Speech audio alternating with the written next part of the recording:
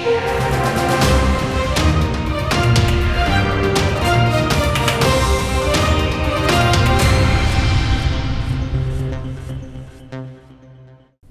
आप देख रहे हैं बिग न्यूज बिग शो। मैं हूं आपके साथ Mukesh Rajput.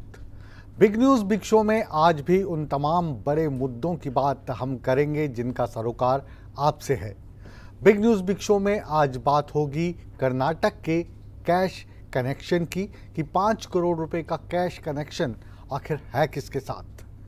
Big news big show में बात होगी जेजेपी के प्रदेश अध्यक्ष निशान सिंह की। सूत्रों की माने तो निशान सिंह का अब जेजेपी के साथ मोहभंग हो चला है और मौखिक तौर पर वो इस्तीफा भी दे चुके हैं। इसके अलावा आज बिग न्यूज़ बिग शो में हम ये भी आपको बताएंगे कि चौधरी साहब, जी हाँ, चौधरी बीरेंद्र सिंह अब भारतीय जनता पार्टी से बिल्कुल अलग हो चुके हैं, क्योंकि अब उन्होंने इस्तीफा दे दिया है और उन्होंने अपनी पुरानी पार्टी कांग्रेस में जाने की बात कह दी है। उनके साथ उनकी पत्नी भी भारतीय जनता पार्टी का दामन छोड़ चुकी हैं, वो भी कांग्रेस में शामिल होंगी। यानी चौधरी साहब का पूरा परिवार एक बार फिर कांग्रेसी होने जा रहा है।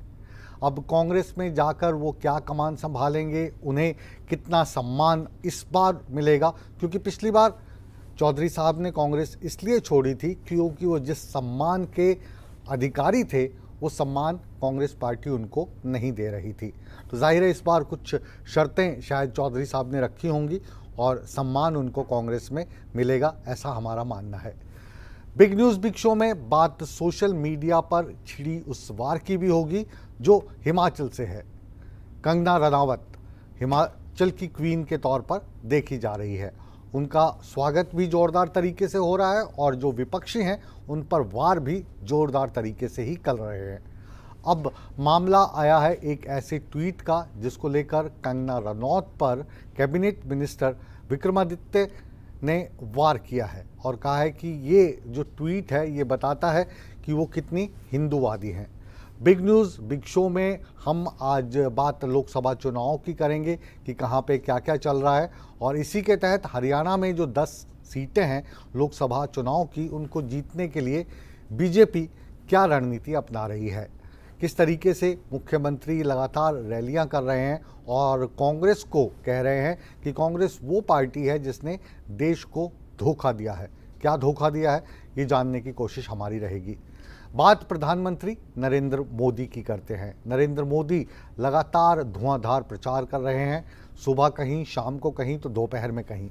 आज प्रधानमंत्री नरेंद्र मोदी नक्सलवाद प्रभावित इलाके में गए, वहां पर एक बड़ी रैली को संबोधित किया। बस्तर चांदपुर में प्रधानमंत्री ने चुनावी जनसभा को संबोधित किया और साथ ही साथ विपक्ष पर प्रहार करते हुए बताया कि अब भारतीय जनता पार्टी ने भारत को उस मुकाम पर ला खड़ा किया है कि सरकार अगर 1 रुपया किसी के खाते में भेजती है तो 1 रुपया मिलता है। पहले राजीव गांधी तत्कालीन प्रधानमंत्री कहा करते थे कि अगर हम 1 रुपया भेजते हैं तो 15 पैसे ही उस आदमी तक पहुंचता है जिसके लिए भेजा गया है, यानी 85 पैसे रास्ते से ही गायब हो जाते हैं।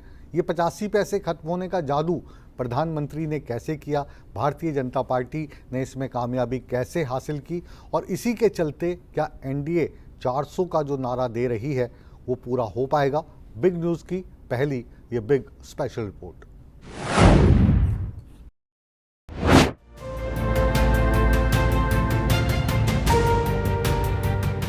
लोकसभा चुनाव का शंखनाद हो चुका है और पार्टियां ताबड़तोड़ रैली करने में जुट गई हैं।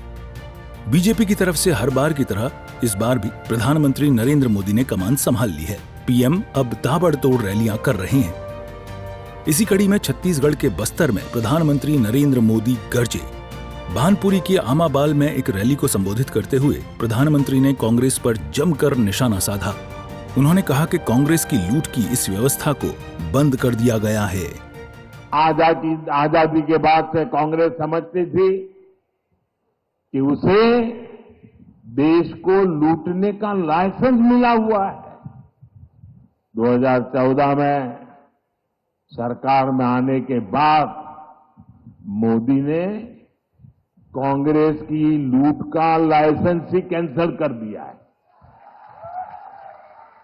और मोदी ये लाइसेंस इसलिए कैंसिल कर पाया क्योंकि आपने मोदी को लाइसेंस दिया था।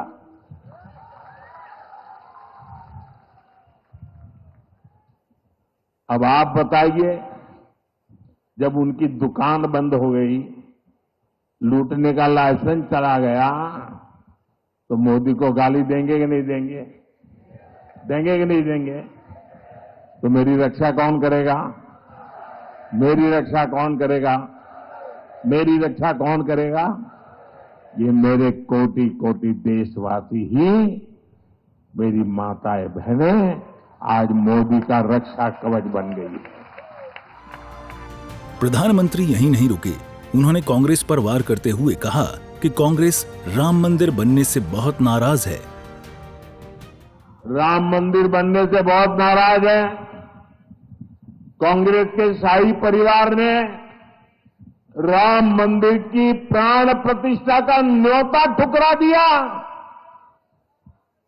कांग्रेस के जिन नेताओं ने इस कदम को गलत बताया, उन्हें पार्टी से निकाल दिया गया।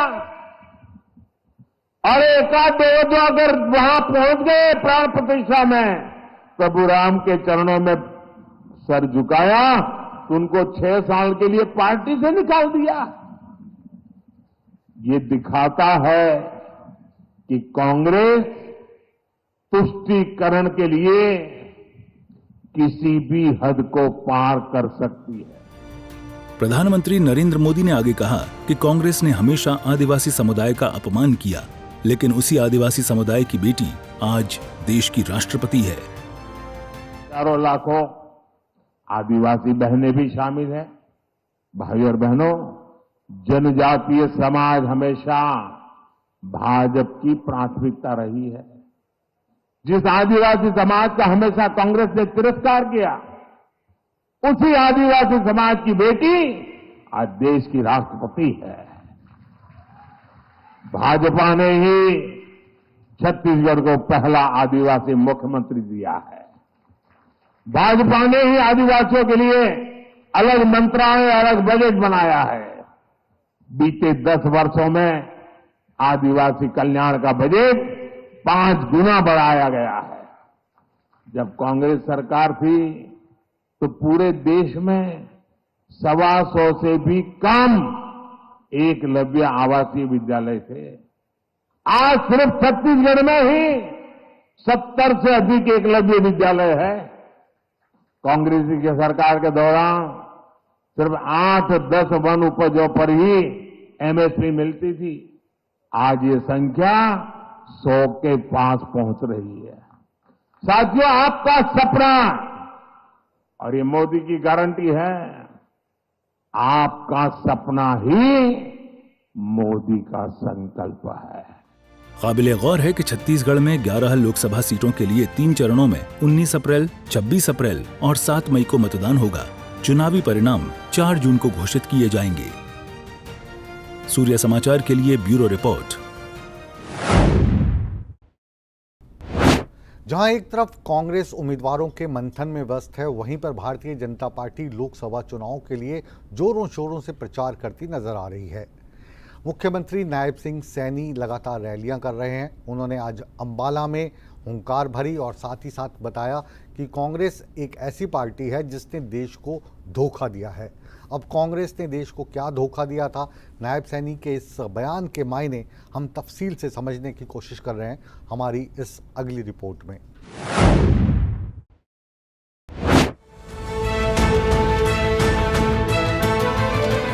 लोकसभा चुनाव 2024 को लेकर चुनावी बिसात बिछ चुकी है। जगह जगह रैलियों का शोर सुनाई दे रहा है। इसी कड़ी में अंबाला के बराड़ा में बीजेपी की विजय संकल्प रैली हुई, जिसमें बतौर मुख्य अतिथि प्रदेश के मुख्यमंत्री नायब सिंह सैनी ने शिरकत की। उन्होंने एक बार फिर कांग्रेस पर निशाना साधते हुए कहा कि कांग्रेस जनता को गुमराह कर रही है। कांग्रेस ने अपना मैनिफेस्टो जारी किया और मैनिफेस्टो के ऊपर लिखा कि हम देश के साथ न्याय करेंगे। अरे आज आपको ध्यान में आया है, देश के साथ न्याय करने की बात करते हैं। मैनिफेस्टो के अंदर उन्होंने कहा कि हम देश को न्याय देंगे। अरे देश भूला नहीं है, आप न्याय कहां देंगे? अरे देश जानता है आपके ही सरकार के अंदर ये कांग्रेस के ही लोग थे भाइयों, जिनकी सरकार के अंदर अगर एक गैस का सिलेंडर लेना होता था 3 दिन तक लाइन में खड़ा रहना पड़ता था। ये देश के लोगों के साथ अन्याय था। भाइयों, आप न्याय की बात कर रहे हैं, न्याय तो नरेंद्र मोदी जी ने दिया है, उस लाइन को भी खत्म किया है और उससे आगे बढ़ करके उस माता बहन के घर के अंदर गैस का कनेक्शन सिलेंडर पहुंचाया है, जिसके घर के अंदर आज तक गैस का कनेक्शन सिलेंडर कांग्रेस ने देखने में भी नहीं दिया। भाइयों, यह न्याय करने का काम यह नरेंद्र मोदी जी ने किया है। वहीं मुख्यमंत्री नायब सिंह ने दावा किया कि बीजेपी इस बार 10 की 10 लोकसभा सीटें जीतेगी। एक ही लोगों का संदेश है कि हरियाणा प्रदेश की 10 लोकसभा की सीटें बड़े मैंडेट के साथ तीसरी बार नरेंद्र मोदी जी को प्रधानमंत्री बनाने के लिए यहां से जीत जतवा करके भेजने का काम करेंगे। भाई, और सरकार काम करने वाली सरकार है, ये बात करने वाली सरकार नहीं है।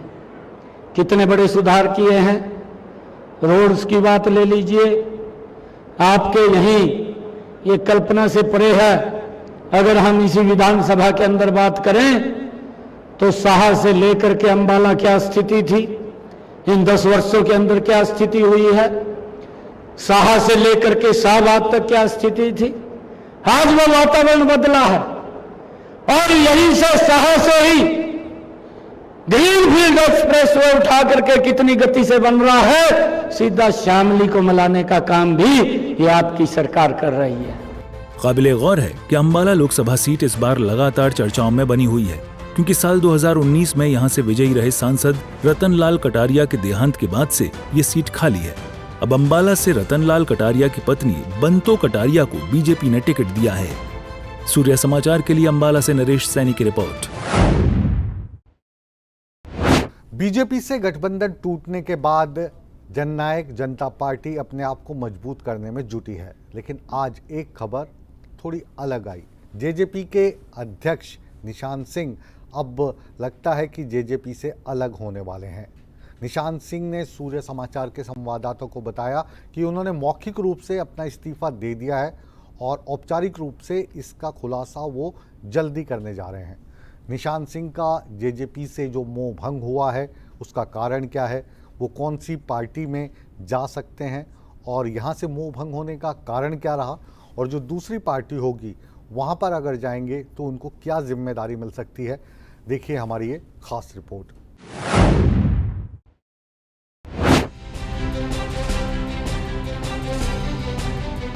हरियाणा में लोकसभा चुनाव से पहले जननायक जनता पार्टी यानी जेजेपी को बड़ा झटका लगा है।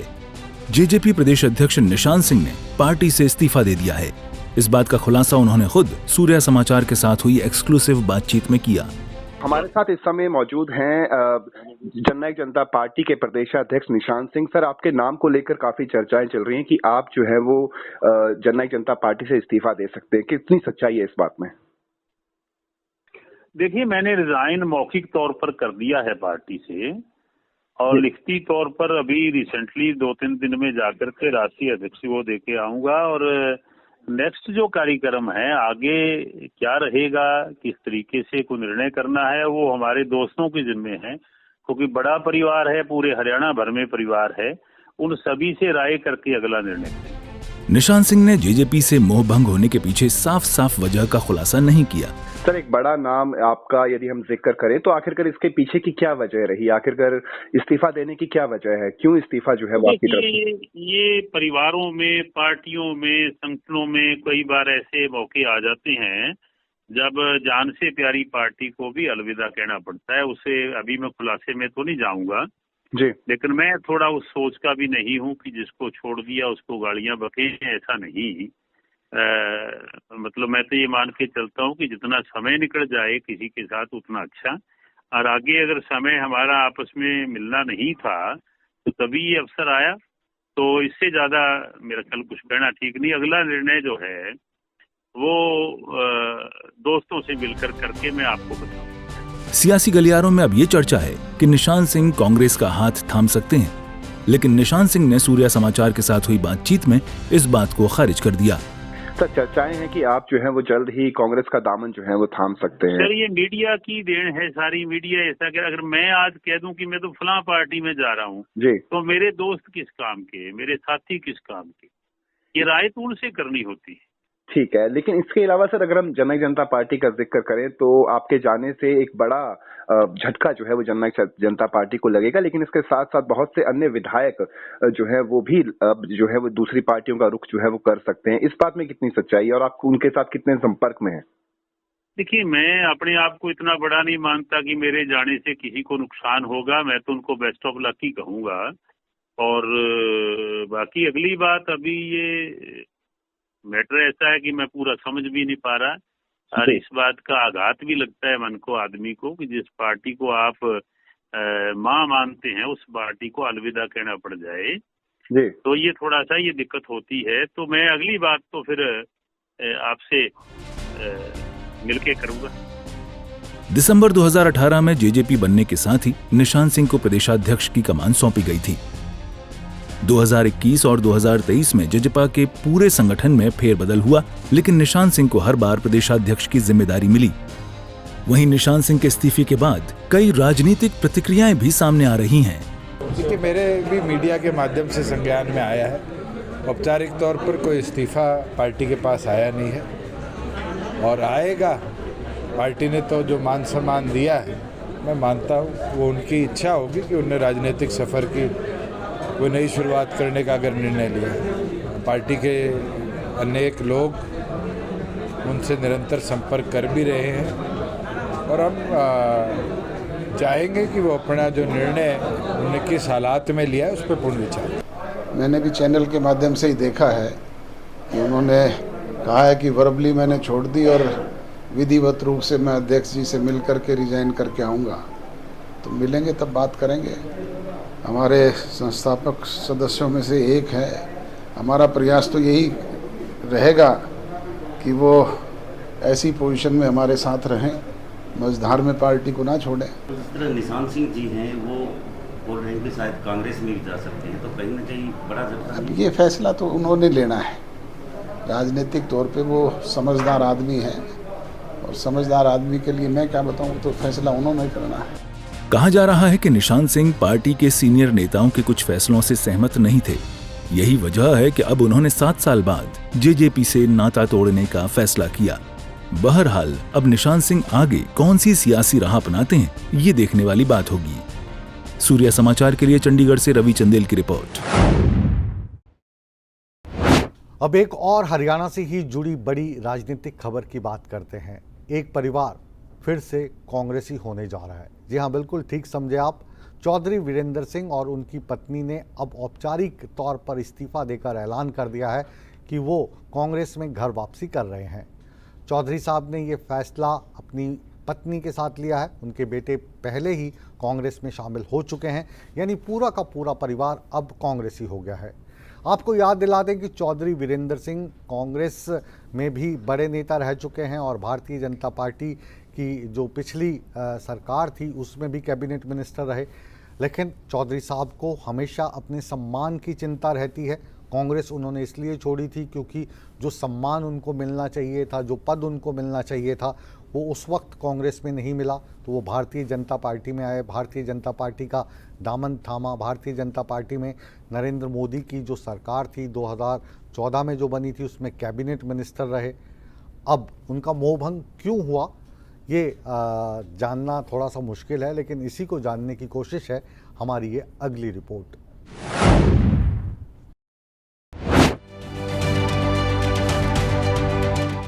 राजनीति देश की हो या प्रदेश की, इन दिनों सियासी गलियारों में रैलियों का शोर मचा हुआ है। चारों तरफ नारों की गूंज और जनता से वादों का जोर चला हुआ है। लोकसभा चुनाव में किसी भी दल में किसी का पत्ता कटता है तो किसी पर फिर से भरोसा जताया जाता है। ऐसे में स्वाभाविक है कि नेताओं की अपने दलों से नाराजगी सामने आती ही है। ऐसे में आया राम गया राम की कहावत आम हो जाती है। चुनावों से पहले एक बार फिर से हरियाणा में दल बदल की राजनीति जारी है। कई नेताओं ने अपने दल का साथ छोड़कर दूसरे दलों का रुख किया है, जिनमें से एक हरियाणा की राजनीति में बड़ा रसूख रखने वाला परिवार भी है। हम बात कर रहे हैं चौधरी बीरेंद्र सिंह की। बीरेंद्र सिंह ने बीजेपी से इस्तीफा दे दिया है। बीरेंद्र सिंह के साथ उनकी धर्मपत्नी प्रेमलता ने भी बीजेपी की सदस्यता से इस्तीफा दे दिया है। चौधरी बीरेंद्र सिंह ने बीजेपी के आला कमान को इस्तीफा भेजा है। हम कांग्रेस में जा रहे हैं और बेटा चला गया क्योंकि ये सिटिंग एमपी था, इसको बुला के ज्वाइन करवा लिया। और 2 दिन के बाद बहुत ही महत्वपूर्ण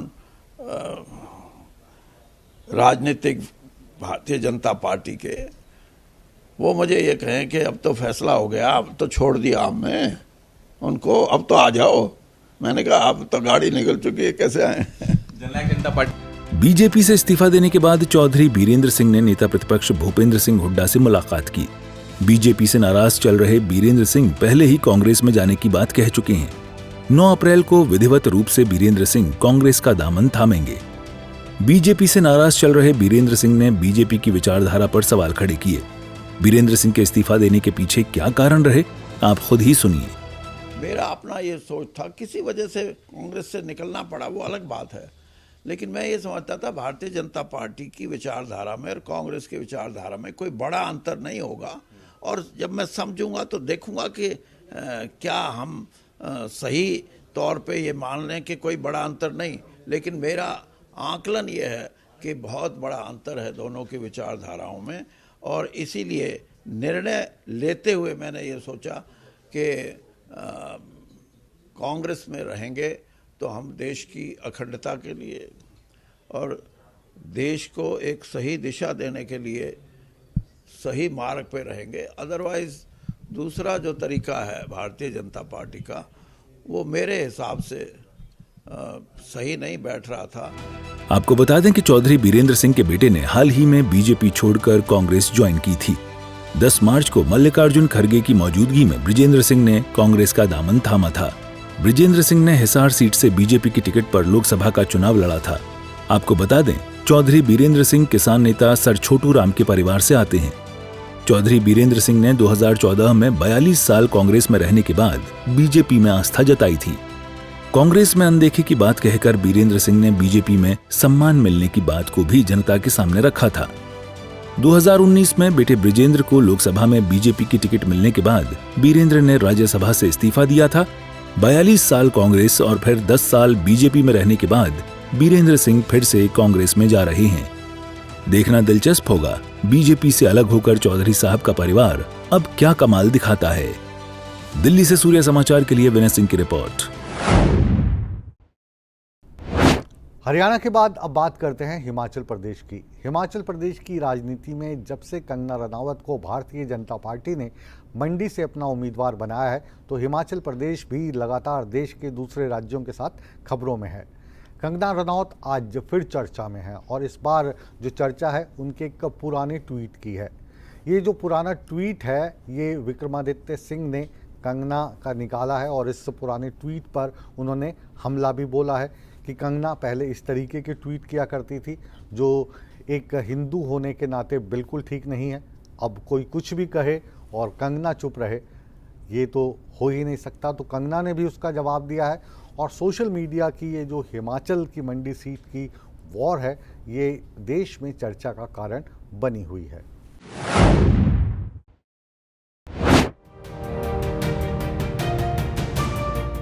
लोकसभा चुनाव से ठीक पहले हिमाचल प्रदेश में बीफ पर सियासत हो रही है। विपक्ष के नेता मंडी लोकसभा सीट पर बीजेपी प्रत्याशी कंगना रनौत को इस मुद्दे पर घेर रहे हैं। लोक निर्माण मंत्री विक्रमादित्य सिंह ने फेसबुक पर पोस्ट कर लिखा कि हिमाचल देवी देवताओं का पवित्र स्थल है, देवभूमि है। यहाँ गौमांस का सेवन करने वाले चुनाव लड़ें, ये हमारी संस्कृति के लिए चिंता का विषय है जिसका राजनीति से कोई सरोकार नहीं है। मंडी लोकसभा से बीजेपी प्रत्याशी कंगना रनौत ने गौमांस खाने के आरोपों का जवाब दिया। उन्होंने एक्स पर लिखा कि मैं बीफ या अन्य किसी तरह का रेड मीट नहीं खाती, ये काफी निंदनीय है और मेरे खिलाफ बिना सिर पैर की अफवाहें फैलाई जा रही हैं। मैं हमेशा कई साल से यौगिक और आयुर्वेद का समर्थन और प्रमोशन कर रही हूँ। अब मेरी छवि खराब करने के लिए ऐसी रणनीति का कोई असर नहीं होगा। मेरे लोग जानते हैं कि मैं एक प्राउड हिंदू हूं, उन्हें कोई गुमराह नहीं कर सकता है। जय श्री राम। वहीं विक्रमादित्य सिंह के बयान पर पूर्व मुख्यमंत्री और नेता प्रतिपक्ष जयराम ठाकुर ने भी पलटवार किया है। उन्होंने कहा कि कांग्रेस इस बात को उठाएगी तो जरूर इलेक्शन कमीशन में शिकायत दर्ज कराएंगे। सिरे से खारिज उन्होंने भी किया है इस सारे आरोप को, और उन्होंने भी, और ऐसी बातों को लेकर के मुझे नहीं लगता है कि किसी के व्यक्तिगत इस पर जो है इस तरह की बातें करनी चाहिए। और मैं यही कहूँगा कि हमारे पार्टी की जो नेतृत्व की बात आती है, जहाँ उन्होंने निर्णय किया है और उसमें प्रमुख लोगों से कंसल्टेशन के बाद वो सारा किया है, उसमें मुझे लगता है कि कोई इस तरह की बात नहीं है। और बड़ा साफ कह रहा हूँ कि जब कंगना जी ने ही सिरे से इस बात को नकारा है कि ये सत्य नहीं है, नहीं है तो नहीं है, इसको ज़्यादा तुल देने की आवश्यकता, इसको बहुत इस तरह से उठाने की आवश्यकता नहीं है। तो कुछ चीज़ों को लेकर के, और ये बहुत सेंसिटिव है, और ये अगर बहुत ज़्यादा इस मसले को इस तरह से उठाने की कोशिश होगी तो स्वाभाविक रूप से ये इलेक्शन कमीशन में भी हम इसके बारे में शिकायत करेंगे। दरअसल कुछ साल पहले बॉलीवुड एक्ट्रेस कंगना रनौत की पीआर टीम ने अपने ट्वीट में बीफ और कोई मीट खाने में बुराई न होने की बात कही थी। उन्होंने लिखा था कि बीफ या दूसरा कोई भी मांस खाने या कोई अन्य मांस खाने में कुछ भी गलत नहीं है। ये धर्म के बारे में नहीं है। ये कोई छिपी हुई बात नहीं है कि कंगना 8 साल पहले शाकाहारी बन गईं और उन्होंने योगी बनना चुना। वो अब भी सिर्फ एक धर्म में विश्वास नहीं रखती। इसके विपरीत उसका भाई मांस खाता है। ये उन्हें कंगना से कम हिंदू नहीं बनाता। अब इसी ट्वीट को लेकर कांग्रेस कंगना को घेरे में ले रही है। बहरहाल 1 जून को हिमाचल प्रदेश में लोकसभा चुनाव और विधानसभा उपचुनाव होने हैं। बीजेपी ने सभी लोकसभा और 6 विधानसभा सीटों पर अपने उम्मीदवारों की घोषणा कर दी है। वहीं मंडी संसदीय क्षेत्र से बीजेपी ने कंगना रनौत को मैदान में उतारा है, जिसको लेकर प्रदेश की सियासत गर्म है। वहीं इस सीट से कैबिनेट मंत्री विक्रमादित्य सिंह की मां और कांग्रेस प्रदेश अध्यक्ष प्रतिभा सिंह वर्तमान में सांसद हैं। सूर्य समाचार के लिए ब्यूरो रिपोर्ट।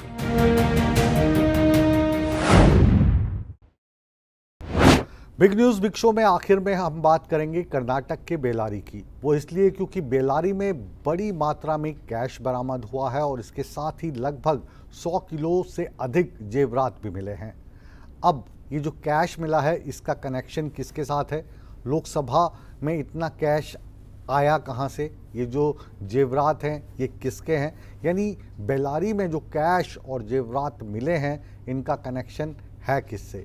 इन्हीं सवालात से पर्दा उठा रही है बिग न्यूज बिग शो की हमारी ये रिपोर्ट।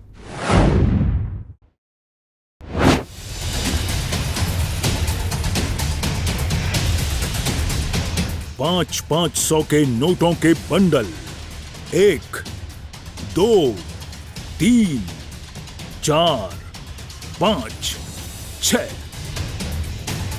अब जरा बोरियों में भरे आभूषणों पर भी नजर डालिए। सोने की ईंटों का भी दीदार कर लीजिए। ये किसी धन कुबेर की संपत्ति की प्रदर्शनी नहीं है, बल्कि कर्नाटक के बेल्लारी में छापेमारी के दौरान एक ज्वेलर की संपत्ति है। ये तस्वीर जिसने भी देखी वो दंग रह गया। 5.60 करोड़ कैश, 68 चांदी की छड़ी, 103 किलो के चांदी के आभूषण, 3 किलो सोना पकड़ा गया है। पुलिस के अनुसार आभूषण की दुकान के मालिक नरेश के घर से भारी मात्रा में नकद और आभूषण बरामद किए गए हैं। पूछताछ के लिए उसे पुलिस हिरासत में लिया गया है। पुलिस को इस मामले में हवाला लिंक का संदेह है। कर्नाटक पुलिस एक्ट की धारा 98 के तहत मामला दर्ज किया गया है। आगे की पूछताछ के लिए मामले को आयकर विभाग के पास भेजा जाएगा। बड़ा सवाल ये, ज्वेलर के घर 5.5 करोड़ कैश किसके लिए था? क्या ये काला धन चुनाव में इस्तेमाल करने के लिए रखा गया था? ये तो जांच का विषय है। बहरहाल लोकसभा चुनाव में व्यापक पैमाने पर रुपए खर्च होने की संभावना जताई जा रही है, जिसे रोकने के लिए चुनाव आयोग की तरफ से लगातार कदम उठाए जा रहे हैं। सूर्य समाचार के लिए bureau report. Big news big show को फिलहाल विराम देने का समय आ गया है, लेकिन आप कहीं मत जाइए, बने रहिए हमारे साथ, क्योंकि सूर्य समाचार पर बिग न्यूज बिग शो के बाद भी खबरों का सिलसिला हमेशा की तरह लगातार जारी है। बने रहे हमारे साथ।